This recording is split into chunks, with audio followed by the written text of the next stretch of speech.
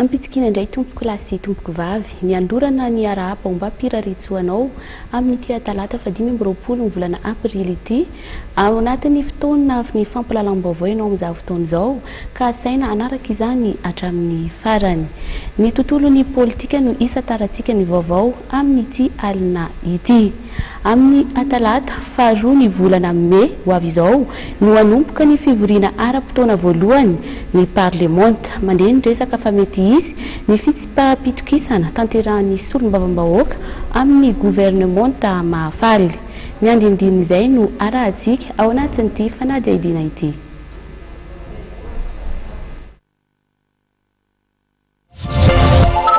Afalany fivoriana ara-potoana voalohany parlemanta indrindra eo anivon'ny Lapantsimazaza izay hanompoka ny talata 2 Mei ho avy izao mandeha ny feo ny mety hisiana fitsipaham-pitokisana tanterahany solombavam-bahoaka amin'ny gouvernemanta mahafaly.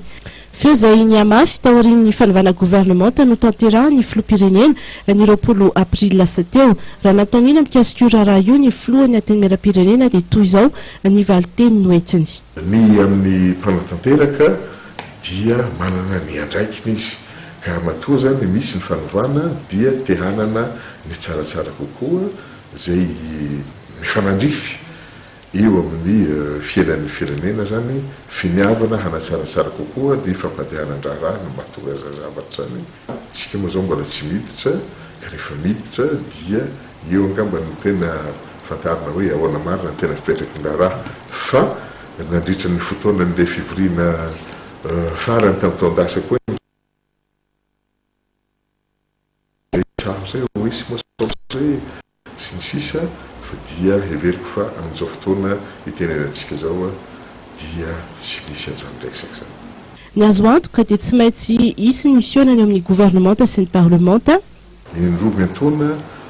farafaharatsiny ihany koa no iaonana amin'ny mpikambana amin'ny gouvernemanta satria misy moa amin'ireny fanderenana voalavolan-dalàna reny ny ministra izay tompona andraikitra dia miara mandinika eo indrindra amin'ny fotoana izay anaovana famakafakana amin'ny fivoriam-beazim-be sy maro atrena dia miatrika eo fa ankoatran'io dia misy ilay lazaina hoe séance de question réponse